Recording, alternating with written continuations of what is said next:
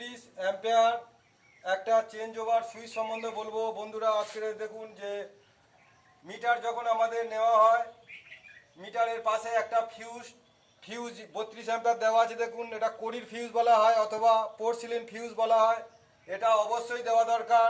এটা যদি না দেওয়া হয় তাহলে আমরা মেন সুইচ বা চেঞ্জ ওভার সুইচ, যেটা যেমন আমরা এখানে চেঞ্জ ওভার সুইচ ব্যবহার করেছি, মেন সুইচ, সেটা চেঞ্জ ওভার মেন সুইচটা কি company? Flora company. Flora company হলো যত মেন সুইচ চেঞ্জ ওভার সবচেয়ে সেরা হলো এই ফ্লোরা কোম্পানি।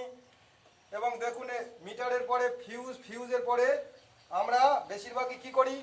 বেশিরভাগই আমরা মেন সুইচ ব্যবহার করি, কেউ আইসোলেটর ব্যবহার করে, কেউ এমসিবি ব্যবহার করে।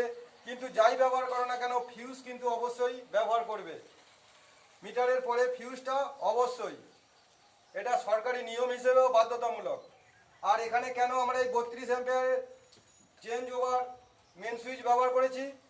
দেখুন, এখানে ভবিষ্যতে জেনারেটরের প্রয়োজন আছে, সেই কারণে আমরা এখানে, এবং লোড অনেক বেশি এখানে যেহেতু কারখানা এটা, সেই কারণে ভবিষ্যতের কথাটা ভেবে আমরা মেন সুইচ না ব্যবহার করে আর একটু টাকা বেশি দিয়ে চেঞ্জ ওভার মেন সুইচ ব্যবহার করেছি। কারণ এটা দেখুন, এটা অ্যাকচুয়ালি আমরা যেমন মেন সুইচটাকে হ্যান্ডেলটাকে নিচের দিকে নামিয়ে দিলে বন্ধ হয়ে যায়, কিন্তু এক্ষেত্রে সেটা হবে না। যেমন দেখুন, লাইটটা দেখুন, মিডিলে যখনই দিচ্ছি দেখুন এটা নিউট্রাল হয়ে যাচ্ছে, অর্থাৎ কোনো জেনারেটরও ইলেকট্রিক নিচ্ছে না অথবা কারেন্টও নিচ্ছে না। আর এই দিকের এখন অপশন চালু হয়নি, এই দিকে যখন আমরা দিচ্ছি তখন সেটা কি হচ্ছে, সেটা জেনারেটরের লাইনের সঙ্গে যুক্ত হয়ে যাচ্ছে। যেহেতু এখন জেনারেটরের কারেন্ট, যেটাকে আমরা ডিসি লাইন বলি জেনারেটরের, সেই লাইনটা এখন চালু নেই।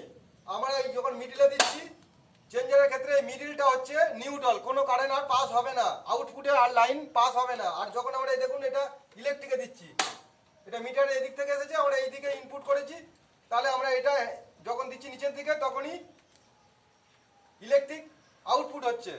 এখানে মেন বিষয়, এটা কিন্তু মেন সুইচের যেমন নিচের দিকে ডাউন করে দিলে লাইনটা বন্ধ হয়ে যায়, এখানে কিন্তু বন্ধ হবে মাঝখানে। দেখুন, এটা মাঝখানে বন্ধ, দেখতে পাচ্ছেন তো। কিন্তু মেন সুইচের ক্ষেত্রে হ্যান্ডেলটাকে এরকম নিচের দিকে নামিয়ে বন্ধ করা হয়।